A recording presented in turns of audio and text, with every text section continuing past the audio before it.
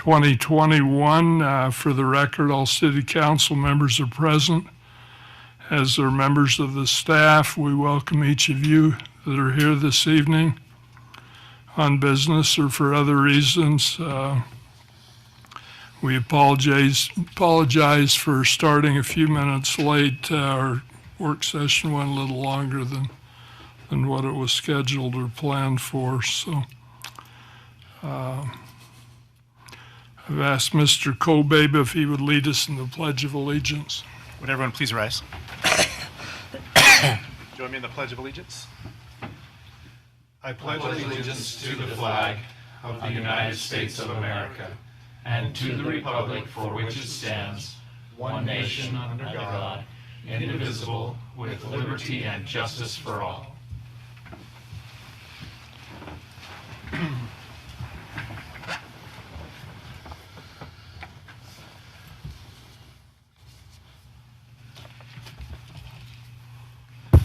Move on next. Before we start our city council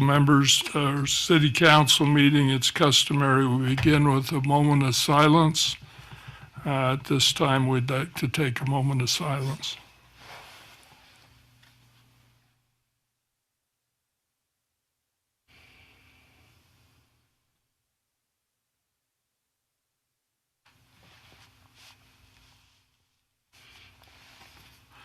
Thank you.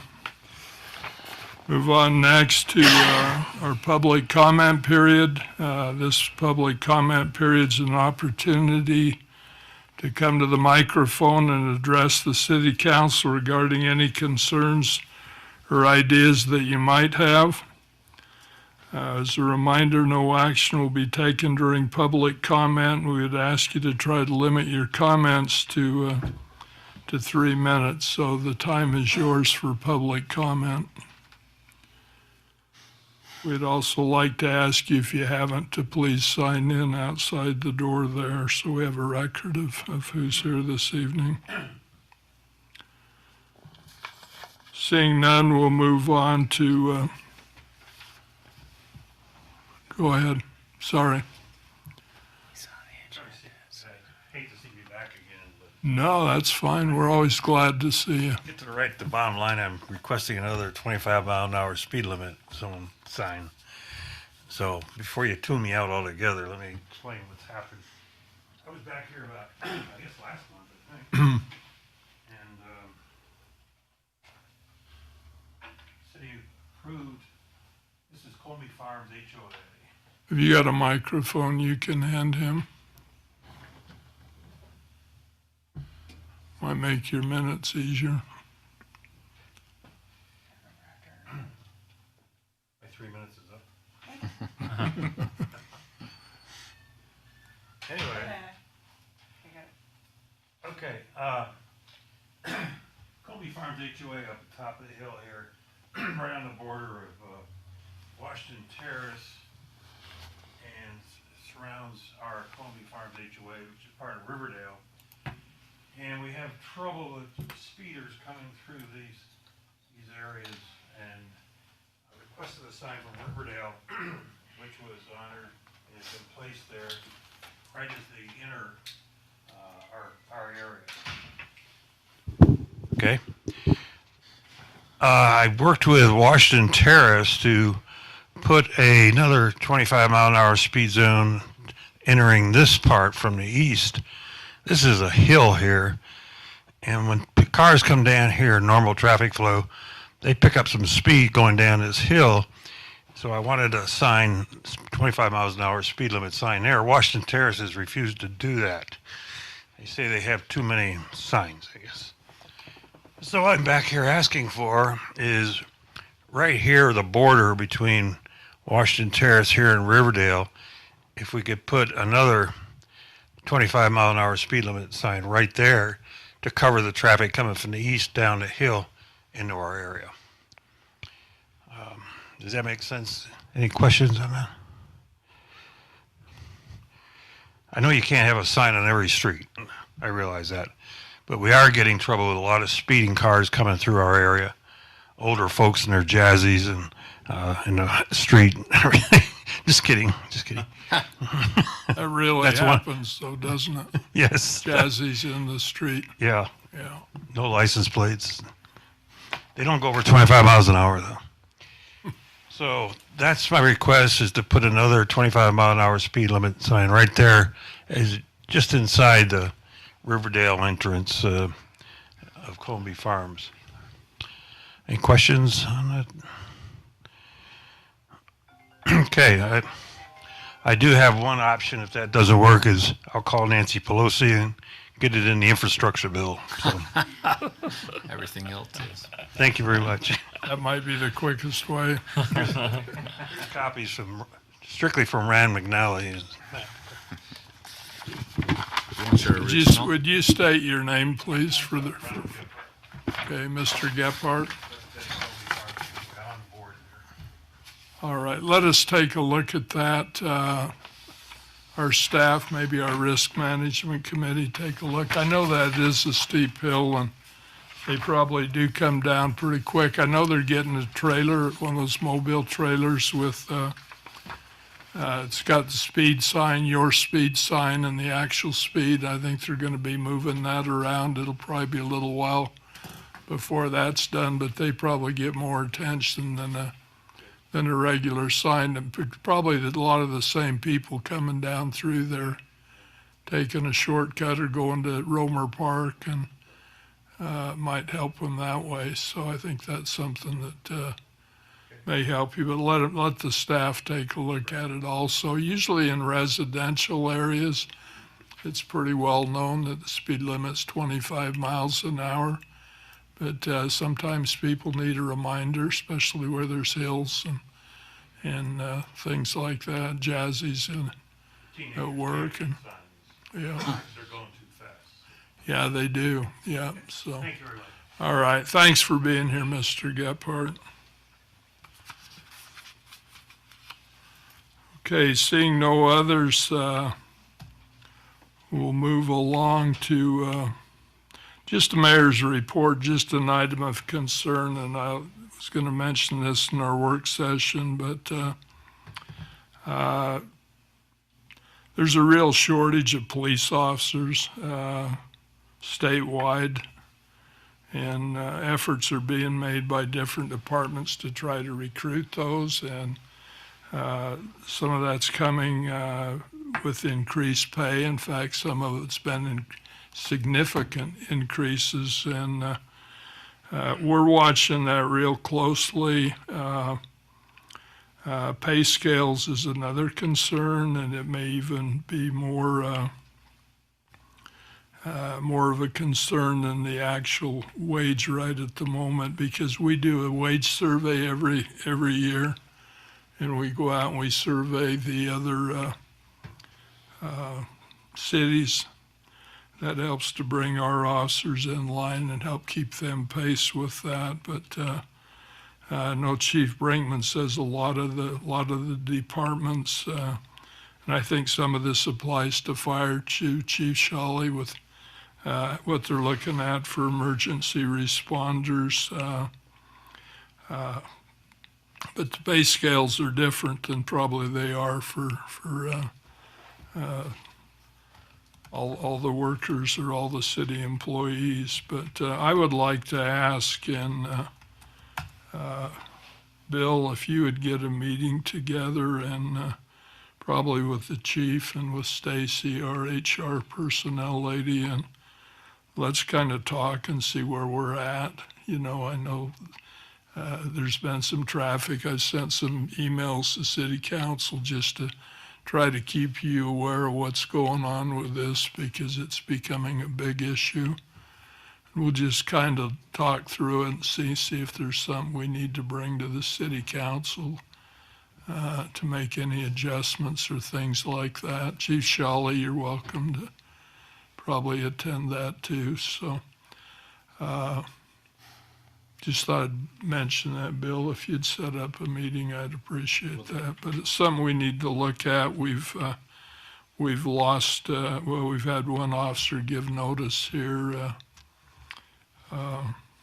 just this past week, and going back to Salt Lake, they've raised it, I don't know how many dollars an hour. It's quite significant, and maybe some other perks, but we've been done pretty well, haven't we, Chief? We just have to keep going. We got a great department, great people, and some really, really fine officers, and same with our fire department. I know the fire is it's hard to get firefighters too. It's getting to be a real problem throughout the state, and those people are really important to us. Probably not till you need one, and then nothing else will do. So if we could do that, any questions or anything on that, or comments from the council? But I'd just like to do a little study with staff, and then maybe bring it back to you guys, see where we're at on it. Do that. So, okay, next we'll move on to have a presentation from the Major Brent Taylor Foundation. I think I see the spokeslady here. Would you like to come up and introduce yourself, please? We're happy to have you with us. Thank you so much for allowing me to come tonight. My name is Linda Cox, and again, I'm representing the Major Brent Taylor Foundation. And if I would like to give you each these presentation. Can I come through here? Yeah.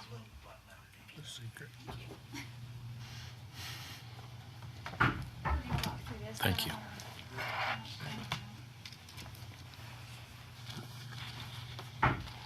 First, we have a quick video. It's about a 2-minute video that kind of introduces what we're planning to do for the 20th anniversary of September 11th. Ready? Thank you.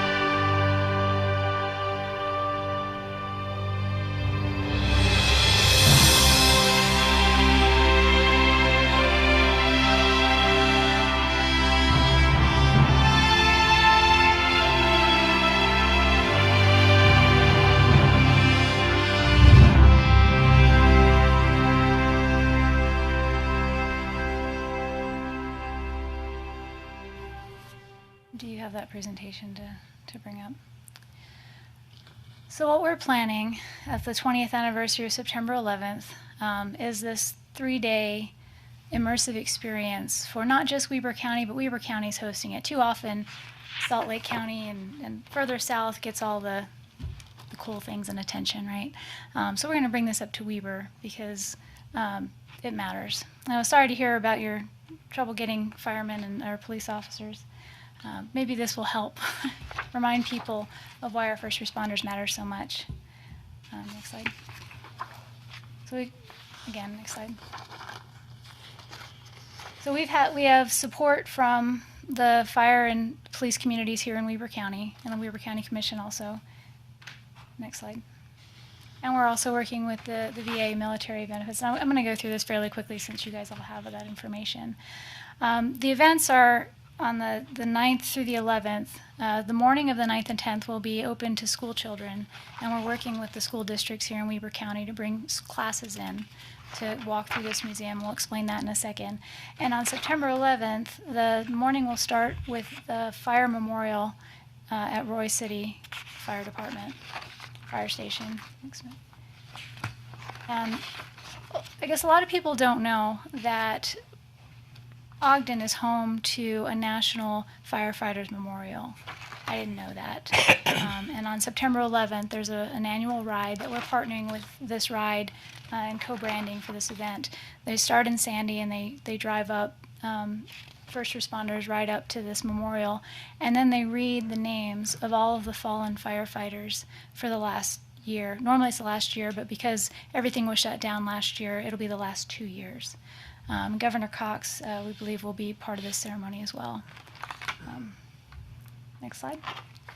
This event will be held at the Ogden Amphitheater. Next slide. All right, Ogden Fairgrounds, rather. The main event is an immersive museum. So we're getting 8-foot by 4-foot boards printed, high gloss, high resolution pictures. Then the way that's going to work, if we go to the next slide, we'll see the layout here. If you see at the top, people will enter there where it says Weber. So they'll enter into Weber County in the late 1990s, early 2000s, right before September 11th. You'll walk through Weber, and what we were asking the different cities to do is to provide us with a high gloss image of some iconic landmark in your city. Nothing with mayors or city council member, not that we don't want to see your faces, but we want this to be an enduring thing. Sometimes we don't last forever, right? And then a write-up about what makes your city special, and that'll become part of the exhibit. And then we'll walk through Utah. Again, we're still in the late 90s. And then we're going to have a little section where we talk about pop culture, like what was happening then, where was America at that moment. And then we enter New York. And as we come through, you see that the stack of purple lines there between New York and 9/11, that represents a subway tunnel. So we'll actually bring our guests through a subway tunnel, and then they will enter September 11th, 2001. And our goal is not to traumatize anybody, but the goal is to remind everybody what happened. So many of our constituents and so many of our fellow Americans were not old enough to remember. And it's such a distant thing, but for those of us that were there, those of us that lived through it, I lived in Northern Virginia at the time. My family's all from New York City. This was real, and it feels like yesterday. In fact, on Sunday, I had the honor of being in Washington, D.C., walking with the Tunnel to Towers Foundation, and we did the first 12 miles with Frank Siller, and he's walking 500 miles, going to the different sites. We started at the Pentagon, then he'll go to Pennsylvania, and then he'll end up in Manhattan on September 11th. And it was just a tremendous honor to be there with so many of the people that were there that day. And we'd like to bring some of that here for our people here in Weber County and in Utah.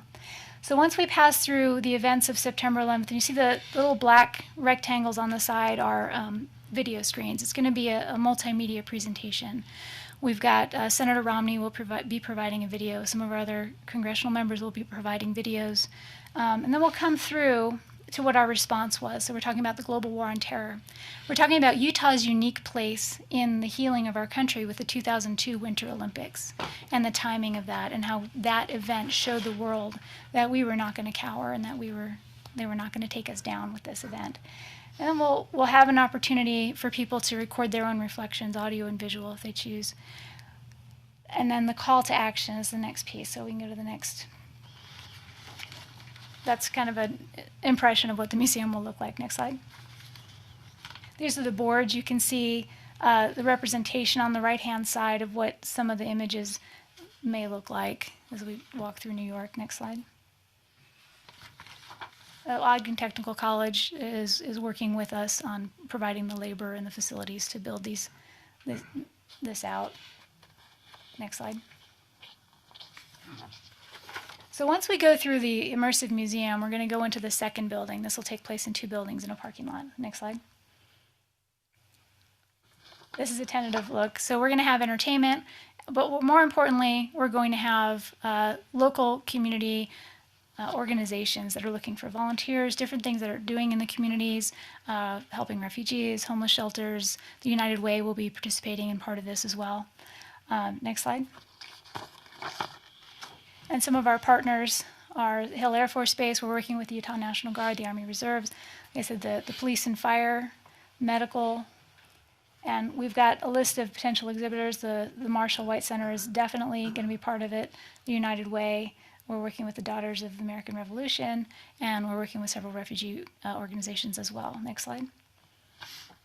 This is some of the entertainment that we have. We'll have some local entertainers here in Weber County, and also we'll have a featured concert on Saturday night. It starts at 7 p.m. with Alan Vale Bayless, and that will be a patriotic concert for about an hour before the exhibit closes. Next slide. And then out in the parking lot, next slide. We're going to have the touch-a-truck. So we've got the military and first responders all planning to come, so kids can come and you know, talk to these heroes and touch the trucks and climb all over them. It should be a really fun family activity. We're also going to have food trucks because everybody likes food, and that'll be important. Next slide. Next slide. So we've been busy. We've been busy talking to everybody we can possibly talk to, and you guys obviously are on that list. This is just a list of people within the community that have pledged their support in terms of being there, helping us promote it, providing labor, volunteering, that sort of thing. Next slide. On September 8th, we're going to have a VIP event that you guys are all invited to, and this will be a VIP preview at 7 p.m. It'll be a brief program, and we do mean brief, and then we'll walk everyone through the exhibit. Next slide. What we've done in promoting this is we're recording people's memories of September 11th. This is just a representation of what we've done so far. Next slide. And I mentioned the field trips Thursday and Friday. Next slide. And then, of course, volunteer opportunities. We're going to need lots of volunteers. Of course, there's always a fundraising component to this, but we really are only looking to raise the money to build the facility, to build out the museum, and that's about $50,000. So if you know anybody, send them our way. $5,000 from 10 businesses or people, $10,000 from 5, you know, $50 from a lot. So that's what we're looking to do, and we're going to have lots of opportunities. And this is the schedule of events. And I believe that's the end of that presentation. So again, the ask for you guys, we really would love Riverdale to not miss out on the opportunity to put the best of their city forward in this exhibit. We're reaching across Utah for this. We're reaching across as far as we can. We're hoping to get lots and lots of people to come. And I hope that you guys will be part of it. And I very shamefully left the one-page letter with our ask sitting on my printer at home. So I'll email you that. Okay. Do you have any questions or anything I can answer for you? Okay. Thank you for doing it. Appreciate that, your work. And I know Jenny Taylor's involved. And yeah, we appreciate this. This is a good thing. And we'll support you on that for us, the picture and the story, and we appreciate get that so together. much. So thanks, Ms. Cox, for being here. And do you guys have any questions or comments? I think we all remember that. That was a terrible day, and days after were pretty terrible too. So It was. Thank but you we so much. thank you for being here with us and remind us of that. So Thank you so much for your time. I you appreciate bet. it. You're welcome. Thank you.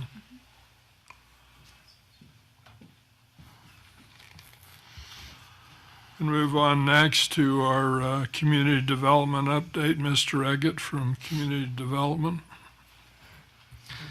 Thank you, Mayor. I'll just go over a few items, recent happenings. First one is with the Dutch Brothers Coffee. I'm sure you've seen the exterior stucco and materials is going up on that, so that gives you a timeline of how that one's moving along pretty aggressively. The Maverick store site came to the Planning Commission last Tuesday night for the final review of their subdivision and site plan. So, like I said in the work session, we're anticipating them coming probably on the 17th of this month at your next meeting. AutoZone and Pep Boys, that is coming along. I think they're to racking in the Pep Boys, the AutoZone portion of that. So they should be selling parts pretty quickly in that space. Cafe Rio's had a little bit of a delay. I know previously I'd said a grand opening on August 6th. Obviously, that's not going to happen with the delay. It feels maybe like a 2-week delay, but I'll keep you updated as I find out more in the form of an email or even a more formal presentation from staff. Raising Cane's did pull their building permit, so that's good. That means that's going to be moving forward here shortly. And then the last item I have is there is a new Riverdale Apartments project that came before the Planning Commission last week on the corner of 4400 South and 700 West. So just be aware of that one as well. That area is zoned R5, and so that's moving forward on that site. So I think that's everything, unless anything I missed, Bill, that I should. What corner? Corner of 4400 and 700 West. It's the vacant lot. Northeast. Yeah, the northeast where the vacant lot is next to Stony Brook. Yeah. Is it just for that single lot, or is it Just- the entire property? Well, it's the whole entire property, all of the parcels combined. Yeah. Yep. It was for the independent living, which is probably not happening now. Instead, it's apartments, so, Okay. Yeah. approved not too long ago, I think, so. Mayor, Any questions? Go ahead. they had on television that they had a grand opening for Raising Cane's, and it had people that were lined up a block away or 2 blocks away. Are we prepared to handle that type of a crowd? I'm looking to the police chief because I'm sure it'll I be in didn't his realize purview. it was that big of a draw, but on TV it was amazing. You may, I don't know, Chief, would you want to have any thoughts about that? We're planning on meeting with them and seeing what their plan is, because we can't back up Riverdale Road like that. Yeah, they were. A mile plus. something Yeah, like mile that. plus. You saw that too. Yeah. I mean, the thing, Two openings now. again, we anticipate and expect obviously a lot of the connectivity behind Krispy Kreme going back to the light to be in place by the time Raising Cane's were to open. So I think the plan would be to try to route internally as much as possible more that direction back up towards 500 and that light. Would be given a lifetime chicken strips or what? What we've heard is, What's the fight over? Yeah, I mean, well- I have a gift card. That's what Braden gave me for So Christmas. we all got one, so. and it accommodates like I think 35 cars to be stationed in line on site, and so yeah, that's going to be pretty intense if it goes beyond that. But It's got 2 drive-up lanes, yeah, doesn't it? full drive up Canes, lanes. we're going to be the chicken capital of the world. That's the goal. Chicken capital. You guys doing chicken? Whatever works. West Bend's chicken. Just be grateful. Let's, Don't miss the boat. And that's everything I have, Mayor. And again, unless there's any comments or questions. all right, thanks for presenting that. That's good. Move on next to the consent items. This is consideration to approve our meeting minutes from July 20th, 2021, the council work session, and also the council meeting on that same evening. Do we have any changes or corrections other than the one noted in the work session? Go ahead. Motion to approve consent items. Second? We have a motion, we have a second. All in favor? Aye. Any opposed? It's unanimous in favor. Move on next to our action items. Action items number 1, consideration of approval for proposed rezone request from agricultural A1 zoning to regional commercial C3 zoning for properties located approximately 4804 South through 4900 South, 1500 West in Riverdale, as requested by AWA Engineering Group. Mr. Agate. Thank you, Mayor. And as was noted in the work session, this is tied to ordinance number 935. AWA Engineering is the applicant on behalf of the current property owners. There's 4 properties that are requesting the rezone request. The addressing is 4804 to 4900 South on 1500 West. The request would be to facilitate the zoning and therefore allow for a possibility of future development of various commercial and commercial distribution uses on the property. And you can see more of that in the application in the packet. Obviously, there's a zoning map found in the packet that shows the neighboring zoning surrounding this property and how it applies to this area. The request is for approximately 18.23 acres of land, and it's all located east of 1500 West, bordering by the credit union property, and then Gibby property to the south. On July 27th, there was a public hearing held with the Planning Commission. Prior to that public hearing, there was no commentary provided in the form of email or phone calls into city staff. And during the public hearing, there were no participants to provide public hearing comments. At the conclusion of the public hearing, the Planning Commission discussed the request and thereafter approved a motion to recommend favorable approval by the City Council for the request as submitted. Property owners listed are EHK Investment Company Ltd, Levi and Heidi Bopp, Brent and Catherine Smith, and Brent and Tamara Ellis Family Living Trust. That all those groups are represented by AWA Engineering, which is specifically Mr. Jake Tate, and Mr. Heap has an interest in this rezone request as well. The general plan use for this area is currently set as planned commercial high, and the general plan language does support the rezone request at this time. The general plan guidance for Area 2 is found in your packet, reflecting that use as planned commercial high, as well as a brief explanation of what that area is. Thereafter, you'll see the map that I was referencing just a few seconds earlier with the surrounding zoning, and then the application from the applicant requesting the rezone request is found in the packet. Following that, you'll see the checklist and all the supporting items relative to signage, notification on the public meeting notice website, city website, and in the newspaper per our requirements have been all met by city staff for that public hearing. And with that, Mayor, I would defer to the planning commission, City Council. City Council, if you have any other questions for me and or the applicant group. Thank you. Any question, Mr. Ellis? Yes, I'd like to make a public disclosure that I'm one of the property owners that is listed in this action. So I know I can discuss it, I can vote, but I just want to make sure that people know that I'm involved in this and support this action at this time. Support it. Any questions or comments? Mr. Arnold?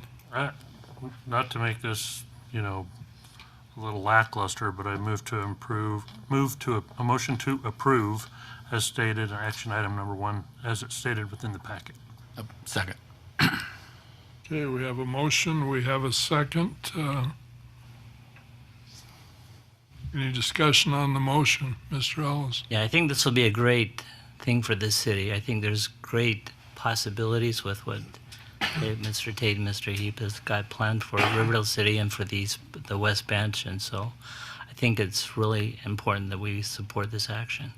I think it's interesting. I'll mention this too before we vote. I know this having to move for Brent's been a big deal.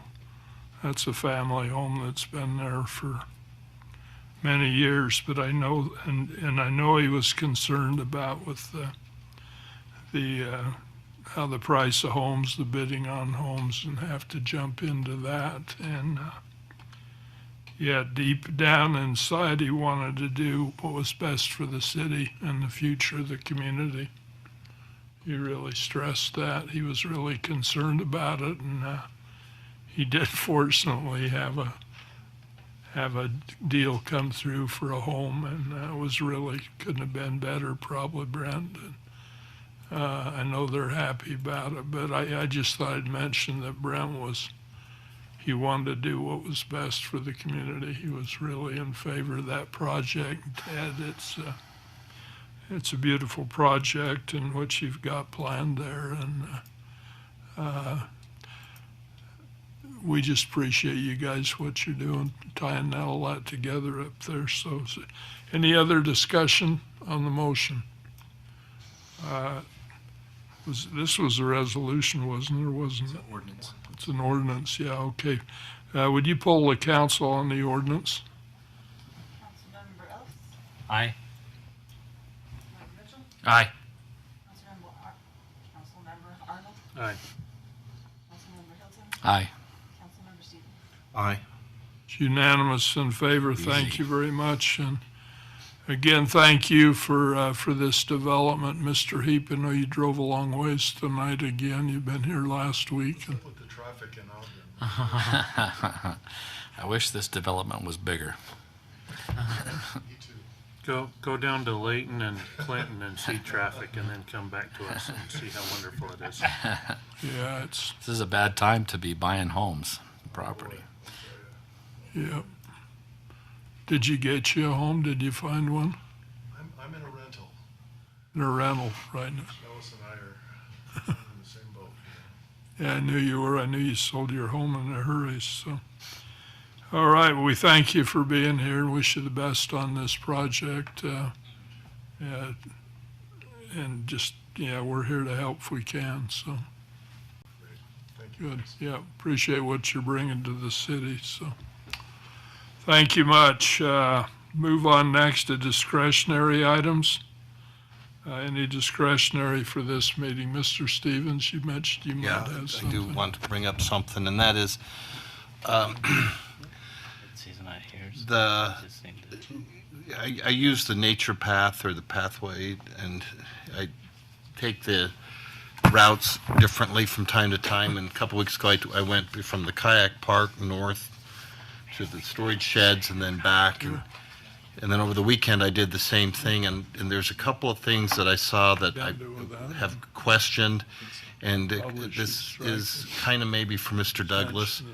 But what is the procedure for adorning the nature path? Specifically, I mean, do we have applications? Do we have whatever? I saw four things. There was right by the kayak park, there's a sign planted that says Reese's Rock Snake, and with instructions to paint a rock and plant it in this, and it's probably 150 feet long now. And with multicolored rocks, a little further down on the other side of the pathway is a dog treats where you can open it up and take a milk bone out and feed your dog. About halfway down the path on the back side of the shrimp is probably 25 multicolored birdhouses. And then when I went over the weekend, they were scattered further up. So there's getting, it's cluttered. It's anyway. And then further down towards the storage sheds is a gnome in a thing. Anyway, that's kind of smaller, but this is growing exponentially. Looks tacky. It's unplanned. It's I can tell it's grassroots, but when somebody plants a sign with instructions on how to do something, that gives it an air of legitimacy that is really questionable as to whether or not it should be there. So, and again, I ask the question, what is the procedure? Because, you know, if you paint a wall with spray paint cans, some might call that graffiti and trash, others might call that art. So what are the criteria we allowing? What are we doing? Because this is, in a couple, 3 weeks since I saw it first and then over the weekend, it's growing substantially. And it looks tacky on a nature path. And so what is the procedure? Because if it's open to one, it's open to all. And if there's no guidance, you know, let's have a nature compost pile. It could be anything. I mean, where does this stop? Where does this go? Where does this extend to? Anyway, it's something I'd like to have an answer. Is there a procedure, or is there an application somebody puts in, or is this just? That's all, technically by ordinance, that's all illegal. Okay. So somebody didn't ask for permission. Nope. Okay. There's no permission. Then what's the given. procedure to stop that or to clean it up? Because painted rocks is like, okay, they cover with snow eventually and then they start flaking off or whatever. But some of these are pretty elaborate. They have logos, they have sports team stuff, they have names and different things. And it's just like, in fact, as we get done here, I would invite you to go over there.